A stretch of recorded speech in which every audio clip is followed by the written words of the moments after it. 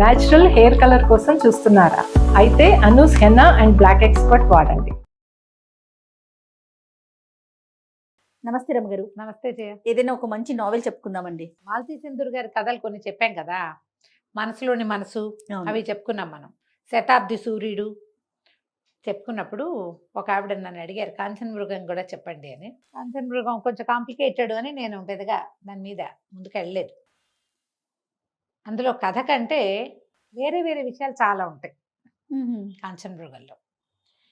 మాలతీ చంద్రు గారు ఒక ఏమన్నాలంటే ఎన్సైక్లోపీడియా లాంటి వారు. ఇంగ్లీష్ కథల్ని చాలా వాటిని తెనిగించడం అంటే అది అనువాదం చేశారు.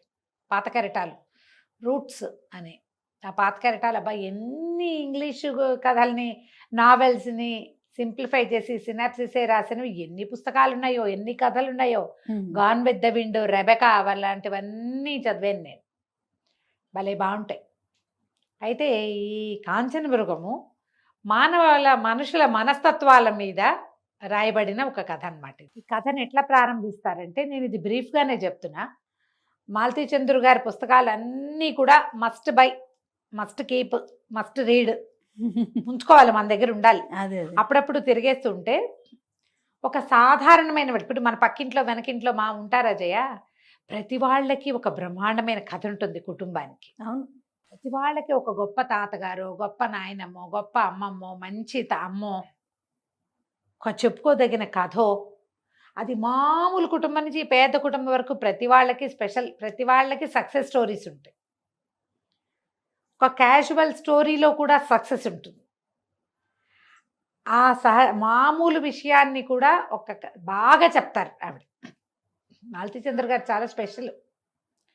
నాకు చాలా ఫేవరెట్, నాకు బాగా ఇష్టం కాబట్టి చదివినవే మళ్ళీ మళ్ళీ చదువుతా. నేను అనుకుంటా కొంచెం నా ఐడియాలజీ డెవలప్ అవ్వడానికి మాలతీ చంద్ర చాలా ఉపయోగపడ్డారనిపిస్తుంది నాకు. బాగుంటుంది ఐడియాలజీ. అయితే ఈ కాంచన మృగం కథ ఎట్లా ప్రారంభం అవుతుందంటే, ఒక ఆవిడ సుందరమ్మ గారని కొంచెం పెద్ద ఆవిడ, 60 దగ్గర పెడితే 60 ఏళ్ళ వయసు ఉన్న ఆవిడ హాస్పిటలైజ్ అవుతారు సమ్ హార్ట్ ఇష్యూ తోటి. అయితే ఒక రావు గారు, ఆవిడ భర్త, 2 కొడుకులు, కోడళ్ళు, మనవలు, ఒక కూతురు, అల్లుడు, మనవలు. అయితే ఈవిడ హాస్పిటలైజ్ అయినప్పుడు ఆ హాస్పిటల్లో ఎలిజబెత్ అని ఒక నర్సు ఉంటుంది. ఆ అమ్మాయి ఈవిడ బాగా చక్కగా చూసుకుంటుంది. సహజంగానే నర్సులు అంటే మరి ఇవాళ రేపు మనకు తెలియదు, కానీ ఇది వరకు హాస్పిటల్లో వాళ్ళు చాలా శ్రద్ధగా చూడడం, ఒక రకమైన సేవక వృత్తి. అమ్మాయి చాలా శ్రద్ధగా చూసుకుంటుంది. ఇలాంటి అమ్మ ఉంటే బాగుండు మనకి, అలా అనిపిస్తుంది అనమాట ఆవిడని చూస్తే. ఆవిడ అంత చక్కటిది, చక్కగా ఒంటి నిండా నగలు, పచ్చగా అందమైన మనిషి, సాత్వికురాలు, కుటుంబంతో కూడా చాలా మంచి సంబంధ బాంధవ్యాలు, తెలివి కలిగిన, మంచితనం కలిగిన ఒక వృద్ధురాలు. ఈ ఎలిజబెత్ బాగా ఈవిడ్ని సేవించుకుంటుంది. నేను ఇంటికి వెళ్ళాక కూడా నువ్వు మా ఇంటికి రా అని అడిగింది ఆవిడ. అడిగితే, ఎందుకమ్మా మీరు బాగానే ఉన్నారు, అంత అవసరం ఏం లేదు అంటే, కాదు మా ఇంట్లో ఉండు, నేను నీకు పెళ్లి సంబంధం చూస్తాను, పెళ్లి చేసుకుందు కానీ మా దగ్గర ఉందో కానీ. ఆవిడకి ఈ అమ్మాయి నచ్చిందనమాట. అదే. అయితే ఈవిడ ఏం చెప్పింది, నా ఎలిజబెత్, కాదమ్మా మా తమ్ముడు ఉన్నాడు, తమ్ముడు వెర్రి పిల్లవాడు, వాడు నార్మల్ వాడు కాదు, మా అమ్మ ఉంది, అమ్మ నేను పిల్లాడిని వదిలిపెట్టి, తమ్ముడిని వదిలిపెట్టి పెళ్లి చేసుకోను అలా చెప్పేది. ఈవిడ ఆ భర్తతోటి, ఆవిడతోటి చక్కటి కుటుంబ సంబంధాలు నెరపటము అవన్నీ చాలా సంతోషంగా చూస్తుండేది ఎలిజబెత్. అయితే ఆవిడ ఒక పూటలో డిశ్చార్జ్ అయిపోతారు. బాగానే ఉన్నారు. 2 కొడుకులు, కోడళ్ళు వస్తారు, కూతురు వస్తుంది. కూతురు కూడా చక్కటిది ఆవిడలాగానే. అమ్మాయి కూడా సాత్వికంగా బాగుంటుంది. పెద్ద కోడలు బాగున్నట్టుంటుంది, చిన్న కోడలు మంచి కరోడాగా కనపడుతుంది. చూపిస్తారు ఒక్కొక్క క్యారెక్టర్ని. అయితే ఏమవుతుంది, సడన్గా ఆవిడ ఇంకా రేపు వెళ్ళిపోతారనగా ఈ అమ్మాయి తమ్ముడు వస్తాడు. పిల్లవాడు వెర్రి పిల్లాడని చెప్పింది కదా, నార్మల్ వాడు కాదు, ఏమనాలి, కొంచెం అబ్నార్మల్ కిడ్ అనుకో. అదే. కొద్దిగా గ్రహణ మొర్రితోటి, కొద్దిగా కాలు పొట్టి పొడుగుతోటి పుట్టాడు అబ్బాయి. ఆ పిల్లాడు లోపలికి వస్తాడు. ఆవిడ ఈ పిల్లాడిని చూసేసరికి చాలా ఎక్సైట్ అయిపోతారు. ఆ పెద్ద ఆవిడ ఉన్నట్టుండి పారాలసిస్ లాగా వచ్చేస్తుంది ఆవిడకి. ఈ అమ్మాయికి అర్థం కాదు, ఏంటి సడన్గా ఏమైపోయింది, శుభ్రంగా ఉన్న మనిషి మామూలుగా తిరుగుతున్నారు, కోలుకున్నారు హార్ట్ ఇష్యూ నుంచి. కేకలు పెడుతుంది. డాక్టర్లు వాళ్ళు వీళ్ళు పరిగెత్తుకొస్తారు, చిటుకుని అయిపోతారు. ఆవిడ కాస్త పోతారు ఆ సుందరమ్మ గారు. ఏమో అర్థం కాదంత శుభ్రంగా ఉన్న ఆవిడ డిశ్చార్జ్ అయ్యి వెళ్ళిపోవాల్సిన ఆవిడ ఇలా ఎందుకు అయిపోయింది, తన తమ్ముడిని చూసి ఆవిడ భయపడిందేమో అనుకుంటుంది. ఇంతలో ఈ హడావిడంతా ఆవిడ చనిపోవటము, వాళ్ళు వీళ్ళు డాక్టర్లు పరిగెత్తుకు రావడం, ఫ్యామిలీ అంతా ఏడుపులు గందరగోళాల్లో ఆ పిల్లాడు మెల్లిగా వాళ్ళ అక్కని పిలిచి, అక్క అక్క అమ్మగారే నా మెళ్ళో ఇది వేసారు అక్క అని మెళ్ళో ఇంచి ఒక గొలుసు తీసి చూపిస్తాడు. కాకపోతుంది, నీకు వెయిట్ వెయిట్ తెలియదక్క, నాకు తెలీదు, నా దాని దగ్గరికి రమ్మన్నారు, నా చేతి వేళ్ళు, వాడికి ఒక్కొక్క చేతికి 6 వేళ్ళు ఉంటాయి, 6 వేళ్ళు లెక్క పెట్టారు, నన్ను ఇట్లా మొహం దగ్గరికి లాక్కుని ముద్దు పెట్టుకున్నారు, నువ్వు పెట్టుకుంటావే అట్లా తల్లో వేలు జోరిపి ఇట్లా అని ముద్దు పెట్టుకుంటుంది అక్క వాడిని. ముద్దు ఎర్రటి వాడు ఆ పిల్లాడు, చక్కగా ఉంటాడు, కానీ గ్రహణ మొర్రు ఉంది వాడికి, చేతి వేళ్ళు ఎక్కువ, కాలు వంపు, చిన్న ఎర్రగా ఉన్నా కూడా అమాయకపు పిల్లవాడు, ఒక వెర్రితనం ఉంది, అదే చిన్న వికృత స్వరూపం వాడు.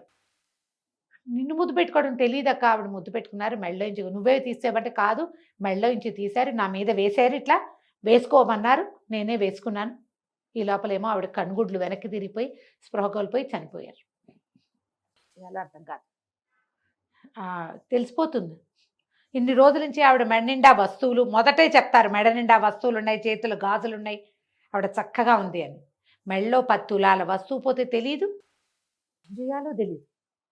సరే ఏం చేస్తుంది, హాస్పిటల్ చీఫ్ డాక్టర్ ఉంటారు కదా, ఇది గవర్నమెంట్ హాస్పిటల్ ఏమో అనుకుంటున్నాను నేను, నాకు అలా అనిపిస్తుంది. సరే ఆయన దగ్గరికి వెళ్ళి చెప్తుంది, ఇట్లా జరిగింది. ఆయన నిర్ఘాంతపోతాడు. ఇప్పుడు ఈ గొలుసు మా దగ్గర ఉంది అని ఎలా చెప్పాలి, బాడీ వెళ్ళిపోయాక ఏమొస్తుందో అర్థం కాదు, ఏం చెప్పాలో తెలియదు. హాస్పిటలే కూడా అయ్యి ఉంటుంది బహుశా. ఇక అతనికి ఏమనాలో తెలియదు. ఈ అమ్మాయిని గట్టిగా పదునుగా ప్రశ్నిస్తే ఏమైనా సరే అమ్మాయి, మా తమ్ముడు అలాంటి పని చేయడు, వాడు అమాయక పిల్లవాడు, వాడిని మీరు చూశారు కదా, వాడు అబద్ధం చెప్పడు, అసలు మాటలే తక్కువ, వాడు అబద్ధం ఎందుకు చెప్తాడు, వాడికి బంగారం మీద ఆసక్తి ఉంది, వేళకి తిండి తప్పిస్తే వాడికి ఏం వద్దు, వాడు అమాయకపు జంతువు, వాడు నాకెందుకు, నాకు అక్కర్లేదు, అలా అయితే నేను మీకు తెచ్చిచ్చేదాన్నా, వీళ్ళ దగ్గర పర్సులు అవి ఉండకూడదు, నీ దగ్గర ఎలా ఉన్నాయంటే, సార్ మీరు అర్థం చేసుకోరు, మేము చిన్న పర్సులో డబ్బులు పెట్టుకుని మేము బ్లౌజ్ లోపల పెట్టుకుంటాము, ఇది అందులోనే పెట్టుకుని బయటకు వచ్చాను, నేను ఇంకేం చేయాలో తెలియక ఇప్పుడు వాళ్ళకి తెలిసిపోతుంది. ఈయన అక్కడికి వెళ్ళేసరికల్లా ఆ కోడలు పట్టుకుంటుంది, మా అత్తగారి మెళ్ళలోంచి వస్తువు పోయింది, ఈవిడ మా అత్తగారు మావగారు ఎంతో ముద్దుగా చూశారు ఆ నర్సుని, దొంగ మొహంది అని చెప్పేసి ఆవిడ లోపల ఉన్న వికృతత్వం అంతా బయటపడుతుంది. ఈయనకి ఏం చేయాలో తెలియదు. ఈయనకి ఒక ఫ్రెండ్ ఉంటాడు, సాయి ప్రసాద్ అని, ఆయన ఎల్ఎల్బి చేసాడు, బిఎల్ చదివిన వాడు. ఆయన ఒక షెర్లాక్ హోమ్స్ లాగా ఫీల్ అవుతాడు తను. అతను వచ్చేసరికల్లా ఇతను జరిగింది చెప్తాడు. చెప్పేసరికి ఈయన బాగా ఆలోచించి, ఓ పని చేద్దాం, ముందు మీ నర్సుని ఇక్కడి నుంచి కదిపేద్దాం, పద మనం వాళ్ళ ఇంటికి వెళ్దాం అంటాడు. అక్కడికి వెళ్ళేసరికల్లా మా అత్తగారి మెళ్ళలో గొలుసు మాయమైంది అని ఆవిడ నిలదీస్తుంది. ఆయన అంటాడు, కాదు కాదు అమ్మాయిని వాళ్ళని ఏమనకండి, చాలా బాగా చూస్తుంది ఎలిజా నా భార్యని, ఆవిడ చాలా సంతోషంగా ఉండేది, పోతే పోయింది అంటాడు. అట్లా ఎట్లా ఒప్పుకుంటాం, 10 తులాలు గొలుసు ఊరికే వచ్చిందా, అది దాన్ని నక్క వినయం అని నర్సుని తిడుతుంది ఆవిడ. ఇప్పుడు వీళ్ళు బాగా ఆలోచిస్తే సాయిప్రసాద్ కనిపిస్తుంది, ఒకవేళ ఆ పిల్లాడు ఆవిడకి పుట్టిన కొడుక, లేకపోతే ఆవిడ భర్తకి పుట్టినవాడా, పిల్లాడిని మాయం చేసింది ఆవిడ, వాడికి ఒక 20 ఏళ్ళు ఉన్నాయి, లెక్క పెడితే ఈవిడ కూతురికి 34-35 ఏళ్ళలోనే ఉన్నాయి, కాబట్టి ఈవిడికే పుట్టుంటాడు, ఆవిడ వదిలించుకుంది పిల్లాడిని, ఏదో చేసింది. వాడు కనబడేసరికల్లా ఈ 6 వేళ్ళు ఉండటం, గ్రహణ మొర్రి ఉండటం, పిల్లాడి కాలు అవయవాల లోపం ఉండటం, లేదా అవయవ లోపం ఉందని పిల్లాడిని వదిలించుకుందా, దీని మీద మనం ప్రయత్నం చేయాలి. ముందు అసలు ఈ పిల్లాడు ఎలీజా చూస్తే నల్లగా సన్నగా పొగచూరు కట్టేలాగా ఉంటుంది, ఈ పిల్లాడు ముట్టుకుంటే మాసిపోయేంత ఎరుపు, ఈ పిల్లాడిని వీళ్ళు ఎక్కడి నుంచైనా ఎత్తుకొచ్చారా. నేను ఎంత బ్రీఫ్గా చెప్తున్నాను జయ, ఈ పేజీలన్నీ పాఠకుడు చదివి తీరాలి. సుందరమ్మ గారి క్యారెక్టరు, ఆవిడ భర్త క్యారెక్టరు, వాళ్ళిద్దరి మధ్య ఉన్న అనుబంధం, ఎలీజా తోటి ఆవిడ ఎలా ఉంది, ఎలీజా ఆమెతోటి ఎలా ఉంది, కోడళ్ళు ఎలా ఉన్నారు, అది ఎంత బాగా చూపిస్తారంటే క్యారెక్టర్ని 4 వాక్యాల్లో ఇలా తెరిచి అరటిపండు వలిచి చేతిలో పెడతారు మాలతి గారు, అదే చాలా బాగా చెప్తారు. సాయి ప్రసాద్ ఇప్పుడు ఇది కనుక్కోవాలనుకుంటాడు. ముందేం చేస్తాడంటే ఎలీజా వాళ్ళ ఇంటికి వెళ్తాడు. ఈ పిల్లాడు మీ సొంత పిల్లాడేనా, ఆవిడ బిక్క చచ్చిపోతుంది, ఎలీజా నిర్ధారిపోతుంది, అమ్మ తమ్ముడు మన తమ్ముడు కాదా అంటుంది. అంటే ఆవిడ నేను కొనుక్కున్నాను పిల్లాడిని అని చెప్తాను. ఓహో, కొనుక్కున్నట్టు కాగితం ఉంది నా దగ్గర, ఆ కాగితం ఏమిటి, ఎక్కడి నుంచి, అదేదో ఊళ్ళో మిషన్ ఆసుపత్రిలో నాతో పాటు పనిచేసే ఇంకొక ఆయ, వాళ్ళు ఒక పిల్ల తల్లి, ఆ పుట్టిన పిల్లవాడిని వాళ్ళు ఇచ్చేశారు. నేను ఆయాకి 200 ఇచ్చి ఎప్పటికీ ఈ పిల్లాడిని మళ్ళీ అడగమని కాగితం ఆయాతోటి రాయించుకుని 200 చేతిలో పెట్టి 200 ముట్టినట్టు రసీదు కూడా తీసుకుని అవి కాగితాల్లో దాచిపెట్టుకుంటుంది. పిల్లాడు అప్పుడు మూతి మీద చుక్కలాగా ఉంది, పుట్టుమచ్చ అనుకున్నాను. ఈ కాలుకి నా 6 వేళ్ళు, కాలు పొడుగు ఆ రోజు ఉంది.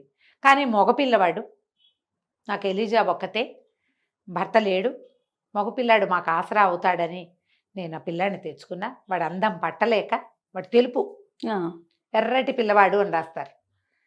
ఈ పిల్లాడు క్రమంగా వాళ్ళలో వెరితనం బయటపడింది, మొర్రిగా తెలిసింది, గ్రహణ మొర్రి ఉంది వాడికి. కాలేమో కొంచెం వాదం, ఒక కాలు పొట్టి ఒక కాలు పొడుగు. ఇక మాకు తోడు మా పిల్లాడు మావాడు, మేము వీడిని ఎవరికి ఇవ్వం, పిల్లాడిని వదలలేను నేనని చెప్తుంది. ఆ పిల్లాడు అమాయకంగా ఉన్న ఎర్రటి పిల్లవాడు. దీనికి అర్థం కాదు, తల్లి పిల్ల ఎలా ఉన్నారు హాస్పిటల్లో, ఈవిడ కాదా, సుందరమ్మ గారు కాదా, ఎవరినైనా తన భర్త వల్ల సంతానం కలగబోతున్న వాళ్ళని ఎవరినైనా అక్కడికి ఆవిడ తీసుకెళ్ళిందా, ఎవ్వరికీ తెలియకుండా ఎలా మేనేజ్ చేసింది. ఈయన ఇది చాలా ఇంట్రెస్టింగ్గా ఉంది, పర్వాలేదు ఎంత ఖర్చైనా నేను ఈ ప్రయత్నం చేస్తానని ముందు అక్కడికి వెళ్తాడు. ఆ మిషన్ ఆసుపత్రిలో ఇంతకుముందు 20 ఏళ్ల క్రితం పనిచేసిన ఒక ఆయాని పట్టుకుంటాడు. ఆ ఆయా వ్యవహారం అయింది. అప్పుడు క్రమంగా ఎట్లా తెలుస్తుంది, సుందరమ్మ గారి కూతురు, ఆ పిల్లకు ఒక 14-15 సంవత్సరాలే ఉన్నాయి. పిల్ల స్పృహలో ఉండేది కాదు, ఎర్రగా బక్కగా బలహీనంగా ఉండేది. పిల్లకి తెలియదు అసలు తనకి పిల్లాడు పుట్టాడని, పిల్లవాడు బతుకున్నాడని అమ్మాయికి అసలు తెలియని కూడా తెలియదు. పురుడు పోసి పిల్లని తీసుకెళ్ళిపోయింది తల్లి. ఆ పిల్లాడిని నాకు అప్పచెప్పింది. ఓకే, డబ్బు కూడా ఇచ్చింది పిల్లాడిని కాచుకోమని. నేను అమ్మేశా. ఇది అన్ని పక్కల నుంచి డబ్బులు లాగేసింది. ఈవిడ దగ్గర నుంచి తీసుకుని ఈవిడితో పాటు ఈ గర్భానికి కారణమైన కుర్రాడు కూడా వచ్చాడు అక్కడికి. ఆవిడ చాలా గట్టిగా కేకలేసి కుర్రాడిని పంపించేసింది. కానీ ఆ కుర్రాడిని ఈ ఆయా ఆకట్టుకుని అబ్బాయితోటి కూడా కొన్ని డబ్బులు పంపించేలాగా ఏర్పరచుకుంది. తర్వాత కనెక్షన్ పోయింది. ఈవిడ ఈ ఆయా వాళ్ళ దగ్గర డబ్బులు తీసుకుంది, పిల్లాడిని కూడా అమ్మేసింది, క్యాష్ చేసేసింది మొత్తం. అలాంటి తెలివిగల వాళ్ళు ఇప్పుడు కూడా బోళ్ళ మంది ఉన్నారుగా. ఇప్పుడు కొల్లలు, ఇప్పుడు ఫోన్లు వచ్చినాయి, సోషల్ మీడియా వచ్చింది. అప్పుడు ఇప్పుడు ఎప్పటి సంగతి 70లో కథ. అప్పుడు ఇన్ని లేవుగా సౌకర్యాలు, ఓన్లీ ఉత్తరాలే ఉన్నాయి. సరే, అప్పుడు ఈ పిల్లవాడిని చూడ్డానికి వచ్చిన ఆ కుర్రాడెవరో పట్టుకున్నారు. అక్కడికి వెళ్ళాడు ఈయన. వెళ్తే అక్కడ ఆ ఆయనకి, అతను ఇప్పుడు పెద్దవాడైపోయాడు, 20 ఏళ్ళ నాడు, అప్పటికే 18 ఏళ్ల కుర్రాడు, 17 ఏళ్ల వాడు. ఇప్పుడు 37 ఏళ్ళ 38 ఏళ్ళ ఉండాలి కదా. వాళ్ళ ఇంటికి వెళ్తే భార్య కూతురు ఉన్నారు. అతనికి కాళ్ళు లేవు, ఏదో యాక్సిడెంట్లో కాళ్ళు పోయినాయి. అతను ఏదో టీచింగ్ దాంట్లో ఉన్నాడు. ఈయన మెల్లిగా సాయి ప్రసాద్ గారు మెల్లిగా బూస్ట్ చేసి కనుక్కుంటాడు. కనుక్కుంటే అతను అదేదో చిన్నతనం, ఊరికే ఏదో చిన్న ప్రయోగంలాగా చేసాం, అనుకోకుండా తను ప్రెగ్నెంట్ అయిపోయింది. అప్పటికి మేము చాలా చిన్నవాళ్ళం. ఇతనికి 16 నుండి 17, ఆ పిల్లకి 14 ఏళ్ళు, 10th క్లాస్ కూడా కాదు. వాళ్ళ అమ్మగారు ఎప్పుడైతే ఇది తెలుసుకున్నారో నన్ను గట్టిగా వార్నింగ్ ఇచ్చారు. నన్ను వాళ్ళ ఇంటి ఛాయలకు కూడా రానివ్వలేదు. పంకజం ఆవిడ కూతురు పేరు. పంకజాన్ని ఎక్కడికో తీసుకెళ్ళిపోయారు. తర్వాత తిరిగి వచ్చారు. నేను నా బేబీ అక్కడ ఉన్నాడని నేను వెళ్ళా అక్కడికి. తర్వాత ఆ ఆయా నన్ను కూడా రానివ్వల. నేను కొంత డబ్బు ఇచ్చా కొంతకాలం పాటు. తర్వాత ఏం జరిగిందో కూడా నాకు తెలియదు. వాడికి నాకు పిల్లవాడు చనిపోయాడని ఉత్తరం రాసింది. చనిపోలా, పోగొట్టేసింది అదే. పిల్లవాడు పోయాడు అనుకుంటున్నారు. అయిందా? ఇప్పుడు ఈ అప్పుడు జరిగిన సందర్భం ఈ ఆయా ఏం చెప్పింది దీనికి, ఆవిడ ఒక మంచి తెల్లటి దెబ్బపండు లాంటి రంగున్న మనిషి, పిల్ల చిన్నపిల్ల, ఆవిడ దగ్గర బాగా సొమ్ము ఉంది.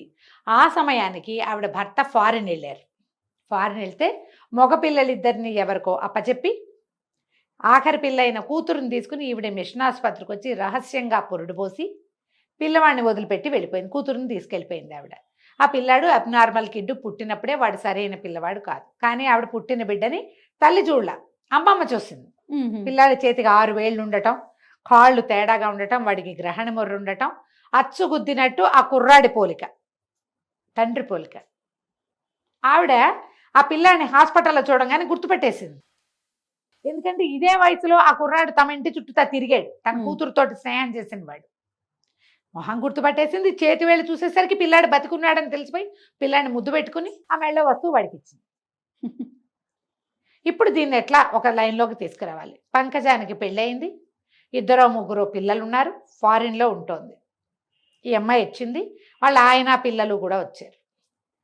తల్లి పోయేసరికి భర్త పిల్లలు కూడా వచ్చారు. ముందు పంకజం ఒక్కతే వచ్చింది. ఇప్పుడు దీన్ని ఈ ఈ పిల్లవాడిని చూసి మీ అత్తగారి గొలుసు ఇచ్చిందని కోడలికి చెప్పచ్చా? ఉమ్. ఏనాటి కథో ఈ అమ్మాయి కథని బయటికి తీసుకురావచ్చా? లీస్ట్ బాధాడుగా ఉన్నాడు ఆ పిల్లవాడి తండ్రిగా చెప్పబడుతున్న ఆయన, కాళ్ళు లేవు. ఈయన బాగా ఆలోచించుకుని ఈ వస్తువు మా దగ్గరే ఉంది అంటే మాధవి ఆవిడ రెండో కోడలు ఎట్లా రియాక్ట్ అవుతుందో తెలియదు. పంకజానికే చెప్తాడు. ఉహు. ఆమెతో మాట్లాడాలని పిలిచి చెప్తే ఆవిడ ఒక చిన్న నవ్వు నవ్వుతుంది అమ్మాయి. నేను చాలా చిన్నదాన్నప్పటికీ ఏవిధో పుస్తకాలు చదివి మేమిద్దరం ఒక ప్రయోగం లాగా చేసాం. అది మా అమ్మకి తెలిసింది, అనుకోకుండా ఈ ప్రెగ్నెన్సీ వచ్చేసింది. ఉమ్. మా అమ్మ నన్ను అక్కడికి తీసుకెళ్ళింది. 24 గంటలు మత్తులండి. ఆ పిల్లాడి మీద నాకు ఏ వ్యామోహము కలగకుండా, ఆ ప్రెగ్నెన్సీ మీద మామూలుగా ఏముందమ్మా, గర్భస్థ శిశువు పట్ల వ్యామోహం కలుగుతుంది తల్లులకి. అవును. ఎంత చిన్న పిల్ల అయినా, 12 ఏళ్ళు 13 ఏళ్ళ పిల్లలకైనా లోపల పెరిగిన శిశువు మీద ఉంటుంది పాశం. అది తెలియకుండా నన్ను ఒక రకమైన ట్రాన్స్లో ఉంచి నా జీవితాన్ని మా అమ్మ మళ్ళీ బిల్ట్ చేసింది. మీకేమీ రిగ్రెట్ లేదంటే, నాకేం తెలీదు. ఇప్పుడు రిగ్రెట్ అయ్యి అదేదో తెచ్చుకొచ్చి ఈ మొత్తం జీవితాన్ని మా అమ్మ ఏ సౌధాన్ని నా కోసం కట్టిందో దాన్ని పాడు చేసుకున్నా నేను. వాడు ఎక్కడో పెరుగుతున్నాడు, హాయిగా ఉన్నాడు, ఎందుకు వాడి జీవితాన్ని నేను పాడు చేయటం? నాకేం మాతృత్వ భావన తెలియదు అసలు నాకు. మరి మీ వదిన గారు అడుగుతారు గొలుసు కోసం, మా వదినకి ఏం సంబంధం? మా అమ్మ బంగారం మీద, మా అమ్మ బంగారం నాది. అందులో రాస్తారు జయ, తల్లి బంగారం కూతురుది. మా అమ్మకి మా వదినకి ఏం సంబంధం? ఆవిడకేం సంబంధం లేదు, ఆవిడకి ఏం సంబంధం లేదు. ఆవిడ నేను ఎలా నోరు ముయించాలో నేను చూసుకుంటాను. ఈ గొలుసు మా అమ్మ ఎవరికి ఇవ్వదలుచుకుందో వాళ్ళకి అప్పచెప్పండి. వాళ్ళని నాకు చూపించాల్సిన అవసరం లేదు. వీళ్ళు ఏం చేస్తారు, ఎలిజా వాళ్ళని ఇక్కడ వాళ్ళు పోలీస్ రిపోర్ట్ ఇస్తామంటుంది కోడలు. అందుకని వీళ్ళని ఇంకో చోటకి తరలిస్తారు. అక్కడెక్కడో ఊటీలో ఎవరో ఫ్రెండ్స్ ఉన్నారు, మీరు అక్కడికి వెళ్ళిపోండి అని చెప్పి. కథ ఎట్లా బిగువుగా సాగుతుందంటే జయ, ఇందులో ఎన్ని క్యారెక్టర్లు ఉన్నాయి? రావు గారు భార్య, చనిపోయిన పెద్దావిడ. ఆ రోజుల్లో ఈ పిల్ల ఎప్పుడైతే తన కూతురు కన్సీవ్ అయిందో, ఆ చిన్న 14 ఏళ్ల పిల్ల, ఆ సమయానికి ఆవిడ అదృష్టం బాగుండి భర్త ఫారిన్ వెళ్తారు. అప్పుడు అమెరికా నుంచి ఇన్ని ఫోన్లు, వీడియో కాల్స్ అవి ఏమైనా ఒట్టి ఉత్తరాలే, టెలిగ్రాములు ఉత్తరాలే ఉండేవి. ఏరోగ్రామ్ అనేవాళ్ళు, ఫారిన్ నుంచి వచ్చే ఉత్తరాన్ని ఇన్లాండ్ కవర్ లాగానే ఏరోగ్రామ్ రాయటం అని ఉండేది, వారం పట్టేది. ఆ సమయంలో ఈవిడ కూతురుని తీసుకుని ఆ ఊరు వెళ్ళిపోయి, ఈ తెలియక చేసిన ఒక పని వల్ల వాళ్ళ జీవితాంతం రిపెంట్ అవ్వాలి కదమ్మా. మనము ఈ కథని రెండో పక్క నుంచి చూసామనుకో, తల్లి పిల్లవాడు మాతృపాశము, ఆ కోణంలో నుంచి చూసామనుకో వీళ్ళు చేసింది తప్పు అనిపిస్తుంది. కరెక్ట్ రమ్మగారు. కానీ ఈవిడ ఈ 14 ఏళ్ల పిల్ల తెలిసి తెలియనితనం వల్ల, ఆ కుర్రాడు 16 ఏళ్ళు, ఈ పిల్లకి 14 ఏళ్ళు, వీళ్ళ వల్ల జరిగినటువంటి ఈ దీనికి రెండు జీవితాలు 2 కుటుంబాలు రచ్చకెక్కి బాధపడి వీళ్ళ జీవితాలు అధ్వాన్నమైపోయి కాకుండా పిల్లవాడిని సేఫ్ హ్యాండ్లో పెట్టాను అనుకుంది ఆవిడ. కానీ వాడు అటు తిరిగి ఇటు తిరిగి ఏదో ఒక సేఫ్ హ్యాండ్లోకి చేరాడు, అంతే, ఏదో ఒక చోటకి చేరాడు. వాడి జీవితం అక్కడ కూడా బాగానే ఉంది.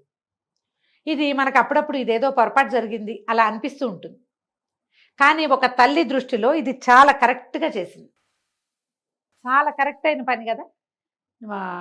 ఇటీవల ఒక సంగతి ఎవరి దగ్గర విన్నాను జయ, ఏదో పెళ్లి చేశారు, ఆ భర్త చావగొట్టి చెవులు మూసి కాల్చుకు తినేసాడు ఆ పిల్లని, పంపించేశాడు పుట్టింటికి, నువ్వు నాకు అక్కర్లేదు అని. అప్పటికి ఆ పిల్ల కడుపుతాం. నిజానికి తెలివిగల తల్లి, పిల్లల జీవితం మీద ఆసక్తి, సరైన ఐడియా ఉన్న తల్లి అయితే ఏం చేయొచ్చు జయ, నువ్వు చెప్పు. ఇలాంటప్పుడు ఒక మామూలుగా ఆలోచించు. ఈ కాలంలో ఒక తల్లి అయితే కనుక ఏం చేస్తుంది? కడుపుతో వచ్చేసింది, దాన్ని మనం ఏం చేయలేకపోతాం, టెర్మినేట్ చేయటం అనేది కరెక్ట్ కాదేమో అని అనిపిస్తోంది నీకు. టెర్మినేట్ చెయ్యరు అనుకో, చెయ్యరు. ఆ పిల్లాడిని గంటుంది, పిల్లనో గంటుంది, పిల్లాడు పెద్దవాడు అవుతాడు. ఈ పిల్లకి ఇంకో జీవితం కుదురుతుందా? ఇంకా వీళ్ళు చూసుకోగలిగితే ఈ పిల్లకి ఇంకొక జీవితం ఇవ్వచ్చు, కానీ చూడగలరు లేదో టెర్మినేట్ చేయకుండా ఉంచి ఆ పిల్లాన్ని పెంచాల్సి వచ్చి దానికి ఇంకో పెళ్లి లేదు, వాడెవడో దౌర్భాగ్యుడు పరమ రాక్షసుడైన వాడి తాలూకు సంతానాన్ని మొయ్యాల్సి వచ్చింది, పెంచాల్సి వచ్చింది. ఇప్పుడు తన పిల్లల దృష్టితో ఆలోచించాలా, ఈ లోపల ఉన్న దాని గురించి ఆలోచించాలా? ఎవరైనా ఏం చేస్తారు ఇప్పుడు? చట్టం, న్యాయం ఇలాంటివి మాట్లాడుకుంటే ఇలాంటి పనులు చేయకూడదు రమ్మగారు. అవునా కదా? చట్టం దృష్టిలో నేరం. ఇప్పుడు కాదుగా, ఇప్పుడు కాదు, ధర్మం కూడా కాదు, భ్రూణహత్య మహాపాపం, ఇది చేయకూడదు.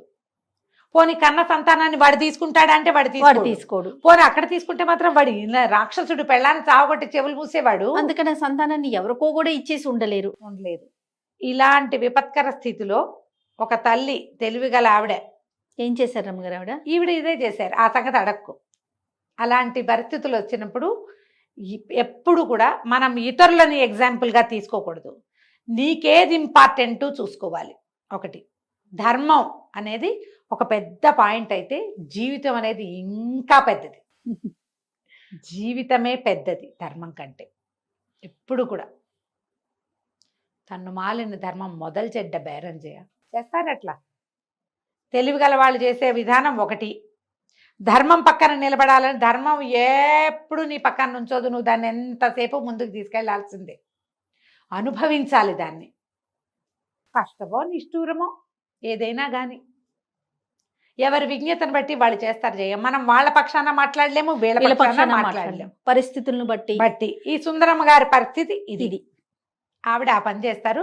ఎప్పుడైతే ఈ పిల్లాన్ని చూశారో ఆవిడ గుర్తుపట్టి ఆ బంగారు వస్తువు ఇస్తారు.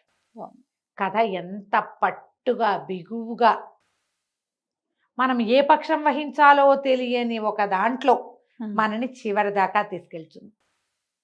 కాంచన మృగం చాలా బాగుంది రమ్మగారు. చదవండి, మీకు దొరికితే కనుక. డెఫినెట్గా నేను చెప్పిన దానికంటే 100 రెట్లు బాగుంటుంది. డెఫినెట్గా అండి. అయితే ఆన్ స్క్రీన్ మీరు నాకు ఆన్సర్ చెప్పలేదు. ఆఫ్ స్క్రీన్ అయినా నాకు కెమెరాస్ ఆఫ్ అయ్యాక ఆవిడ ఏం చేశారో నేను తెలుసుకోవాలనుకుంటున్నాను. ఎవరి ధర్మం వాళ్ళది చేయాలి, దాని మీద వాళ్ళ అవగాహనని బట్టి వాళ్ళ ఇప్పుడు ఏం చేయాలి అనేది నా దగ్గరకు వచ్చిన ప్రశ్న. అదే పరిస్థితి ఒకటి ఉంటుంది కదా రమ్మగారు. సో సారీ అండి, ప్రేక్షకులకి నేను చెప్పలేకపోయినా రమ్మగారిని అడిగి నేనైతే తెలుసుకుంటాను. వాళ్ళు ఏం చేశారో నాకు తెలీదా రమ్మగారు? నన్ను అడిగారు ఇప్పుడు ఏం చెయ్యాలి, మీరు ఏం చెప్పారు, సలహా నాకు చెప్పండి. నేనేం చెప్తాను జయ, మామూలుగా నేను చెప్తాను రమ్మగారు. విను, నేనేం చెప్తాను మామూలుగా, మీరు రాసుకోండి ఏది ముఖ్యం మీకు. ఇప్పుడు అది తప్పో ఒప్పో ఇతరుల మీదకి ఎందుకు వెళ్ళిపోవాలి? వాళ్ళు చెప్పారు కాబట్టి మేము చేసాం అనకూడదు. మీకై మీరు చేయాలి ఏదైనా సరే. అందులో ఇలాంటి పరిస్థితి అప్పుడు మీకై మీరు చెయ్యాలి, సలహాదారులు కాదు. ఎవరైనా గురువుగారు ఉంటే బోధించవచ్చు ఒకటి, లేదా ఒక తల్లి మీ పిల్ల 25 ఏళ్ళు పెరిగిన పిల్ల లోపల ఉన్న ఒక 3-4 వారాల 6 వారాలదా ఎలాంటి భవిష్యత్తు ఇవ్వగలుగుతాం మనం? ఇవి ఎవరికి వాళ్ళు ఆలోచించుకోవాలి కదమ్మా. ఈ రోజుల్లో అంత ఆలోచన ఎవరు చేయటల్లా. ఈ ధర్మం పిచ్చి ఉన్న వాళ్ళు కొంతమందే ఉంటారమ్మా, అంత ఆలోచించట్లేదు. పిచ్చని నేను ధర్మం పట్ల వాళ్ళకున్న అవగాహనని బట్టి వాళ్ళు ఆ రకంగా ఆలోచిస్తారు. పరిస్థితులు రమ్మగారు, పరిస్థితులను బట్టే కదా. ఈ కాంచన మృగం మాత్రం మనకి సుందరమ్మ గారు చేసింది కరెక్టేనని అనిపిస్తూ ఉంటుంది, అప్పుడప్పుడు అనిపిస్తుంది. ఏది ఇంపార్టెంట్ అనేది. ఇప్పుడు వాడెవడో ఒక పిల్లవాడు, ఒక అబ్నార్మల్ కిడ్ కనపడితే వాడి వైపే ఉండాలి అని మనకు అనిపిస్తుంది, కానీ వాడికి మంచి జీవితమే లభించింది. అది అందరికీ లభించకపోవచ్చు, అది ఈవిడికి మంచి జీవితమే లభించింది. నాకు అక్కర్లేదు, మా అమ్మ ఏం చేయాలనుకుందో నేను దాని మీద ఉంటానని చెప్తుంది ఆవిడ. ఇప్పుడు ధర్మాధర్మాలు నాకంటే ఎక్కువ మా అమ్మే ఆలోచించింది. మా అమ్మ ఒక ఐడియా ప్రకారమే చేసింది. ఆవిడ చేసిన దానికి దాని మీద ఉంటాను, నేను దీని మీద ఉంటాను. మా అమ్మ ఇవ్వదలుచుకుంది ఇచ్చేస్తుంది అంతే. అది నాకు ఇవ్వక్కర్లేదు, మీరు వాళ్ళకే ఇచ్చేయండి. మా అమ్మ ఎవరికి ఇచ్చిందో వాళ్ళ దగ్గరే ఉంచుకొనివ్వండి దాన్ని, వాళ్ళు ఏం చేసుకున్నా సరే దాన్ని. మా అమ్మే కరెక్ట్. చాలా బాగుంటుంది కదా, కుదిరితే చదవండి. ఈ డిస్కషన్ అంతా నిజానికి అనవసరమే అంతే, కాకపోతే ఇలాంటి సందర్భాలు కొన్ని అవుతాయి అంతే. 70లో రాశారు ఇది. సూపర్ రమ్మగారు. నమస్తే. నమస్తే జయ.